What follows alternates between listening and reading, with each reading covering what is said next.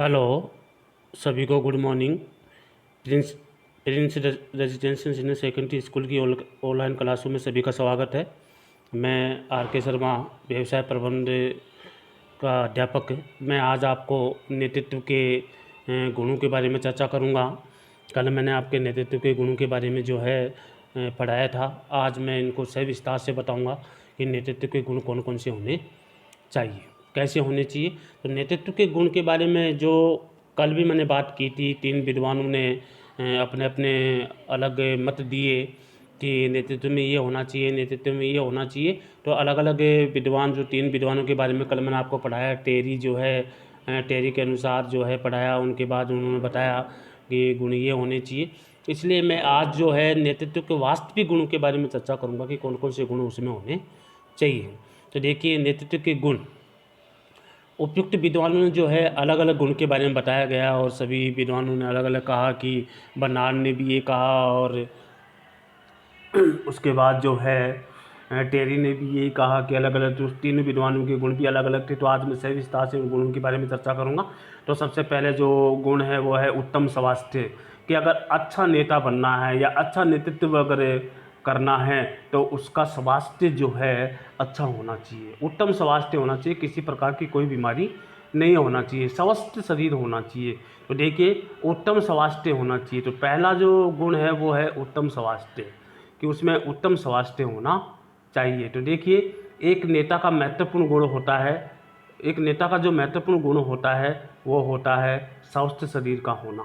देखिए, एक महत्व जो स्वस्थ शरीर होगा तो ये सबसे बड़ा गुण बताया गया है। इसके बाद जो उसने कहा है कि स्वस्थ शरीर का होना, स्वस्थ शरीर में ही जो है, स्वस्थ शरीर में ही स्वस्थ मस्तिष्क का विकास होता है। इसलिए अतः नेता में किसी प्रकार की बीमारी नहीं होनी चाहिए। तो कितनी अच्छी बात कही है कि नेता में किसी प्रकार की कोई बीमारी नहीं होनी चाहिए। इसलिए कह रहा है कि अच्छा स्वास्थ्य होना चाहिए। तो एक नेता का महत्वपूर्ण गुण यह है कि स्वस्थ शरीर का होना सबसे महत्वपूर्ण गुण माना जाता है, और स्वस्थ शरीर ही होगा तो स्वस्थ मस्तिष्क का विकास भी होता है। अतः नेता में किसी प्रकार की बीमारी नहीं होनी चाहिए, इसलिए वो स्वस्थ होना चाहिए। तो उत्तम स्वास्थ्य सबसे पहले महत्वपूर्ण माना जाता है। एक नेतृत्व के गुण में उत्तम स्वास्थ्य ही सबसे पहला गुण माना जाता है कि उसका शरीर एकदम स्वस्थ होना चाहिए, किसी प्रकार की कोई बीमारी नहीं होनी चाहिए, अच्छा होना चाहिए, शरीर सुंदर और सुशील होना चाहिए, और जो है शरीर स्वस्थ होगा, अच्छा होगा, मजबूत होगा, तो ही वो नेतृत्व सही ढंग से कर सकता है। दूसरा जो इसमें बताया गया है कि दूसरा गुण जो है वो है तेज बुद्धि। तो दूसरा गुण जो तेज बुद्धि के बारे में बताया गया कि उसमें तेज बुद्धि होनी चाहिए। देखिए, नेता की सफलता के लिए उसकी होती है तेज बुद्धि। अगर नेता की सफलता अगर चाहनी है तो उसमें तेज बुद्धि होनी चाहिए। नेता की सफलता के लिए उसका बुद्धिमान होना बहुत आवश्यक है, कि अगर नेता में अनुभव नहीं होगा, ज्ञान ही नहीं होगा, वो पढ़ा लिखा ही नहीं होगा, तो वो नेता नहीं बन सकता, नेतृत्व नहीं कर सकता। इसलिए कह रहे कि नेता की सफलता के लिए उसका बुद्धिमान होना बहुत ज़रूरी है, कि नेता की सफलता के लिए उसके बुद्धिमान होना बहुत आवश्यक है। इसलिए अगर नेता बुद्धिमान होगा तो ही समस्याओं का समाधान कर पाएगा। अतः नेता अनुयायियों की तुलना में अधिक बुद्धिमान होना चाहिए। इसलिए नेतृत्व की जो ये दूसरा गुण बताया गया है कि तेज बुद्धि उसमें होनी चाहिए। तो तेज बुद्धि के लिए उसने क्या कहा है कि तेज बुद्धि जो है मनुष्य में होनी चाहिए, ताकि वो सभी का सामना कर सके। तेज बुद्धि, ज्ञान और तेज बुद्धि वाला जो है अपने अनुयायी को जो है अच्छी तरह से हैंडल कर सकता है। तेज बुद्धि वाला व्यक्ति जो है अपने अनुयायी के हर कार्य को जो है वो पूरा कर सकता है। अनुयायी जो है उस बुद्धि के कारण ही अनुयायी उनके अनुयायी हो जाते हैं, उनको उनकी तरफ आकर्षित हो जाते हैं। जो तेज बुद्धि उसमें होनी चाहिए। इसके बाद जो है तीसरा गुण है आत्मविश्वास। कॉन्फिडेंट उस व्यक्ति में होना चाहिए। बिना आत्मविश्वास के वो कार्य सही ढंग से नहीं कर सकता। तो आत्मविश्वास उसमें होना बहुत ज़रूरी है। देखिए, एक कुशल नेता वह होता है, एक कुशल नेता वह होता है जिसमें अपने आप पे जो है आत्मविश्वास, अपने आप में आत्मविश्वास हो। अपने आप पर आत्मविश्वास होगा जब ही वो अन्य कार्य कर सकता है। तो आत्मविश्वास होगा तो वो आगे से आगे भी बढ़ेगा और सभी व्यक्तियों की वो हेल्प भी करेगा, सहायता भी करेगा। तो आत्मविश्वास अगर उसमें आएगा तो वो नेतृत्व अच्छी तरह से कर सकता है। अगर उसमें आत्मविश्वास नहीं है तो वो नेतृत्व नहीं कर सकता। इसलिए तीसरा गुण है आत्मविश्वास, कि उसमें आत्मविश्वास होना चाहिए। तो आत्मविश्वास होना सबसे बड़ा गुण माना जाता है। कॉन्फिडेंट उसमें होना चाहिए कि मैं नेतृत्व में निभा सकता हूँ, मैं नेतृत्व कर सकता हूँ।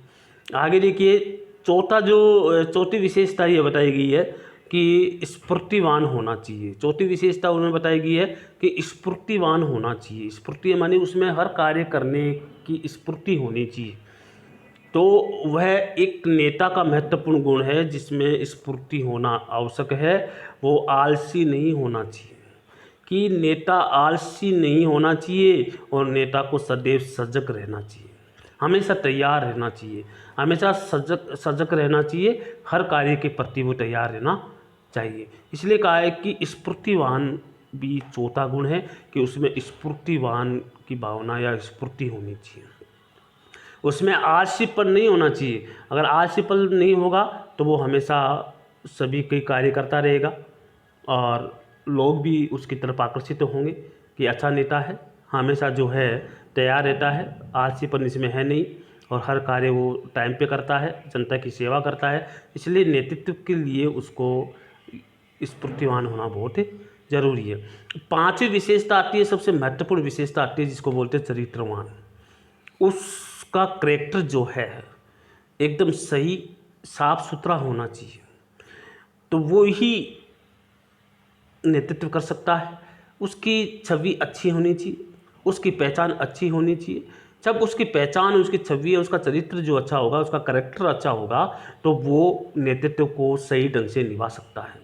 इसलिए अगर उसका चरित्र या उसका कैरेक्टर सही नहीं होगा तो वो चरित्र को जो है अपना नेतृत्व का जो पार्ट है वो सही ढंग से नहीं निभा सकता। तो एक नेता का चरित्र श्रेष्ठ होना चाहिए। अगर जो नेता होता है उसका चरित्र श्रेष्ठ होना चाहिए। अगर नेता का चरित्र दुर्बल होगा, कैरेक्टर लेस होगा, तो वो अपने अनुयायियों को प्रभावित नहीं कर सकता। अगर उसका कैरेक्टर सही नहीं है तो उसके अनुयायी नहीं बन सकते और उनके जो लोग हैं उसकी तरफ नहीं जाएंगे, क्योंकि उसका कैरेक्टर सही नहीं है। इसलिए अगर कैरेक्टर लूज होगा या दुर्बल होगा तो उसकी तरफ अनुयायी नहीं बन सकते। इसलिए एक नेतृत्व को निभाने वाले व्यक्ति में चरित्रवान होना बहुत ज़रूरी है। ये सबसे महत्वपूर्ण गुण माना जाता है उसके कैरेक्टरलेस।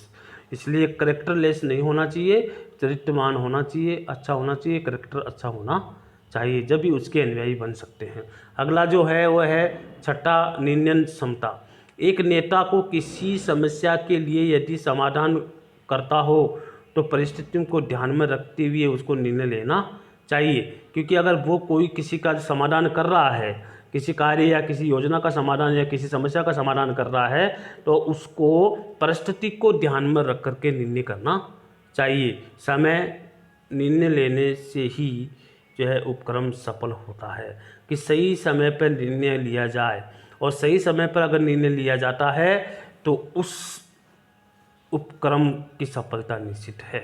सही समय पे ही निर्णय करना चाहिए और परिस्थिति को देख करके ही निर्णय करना चाहिए।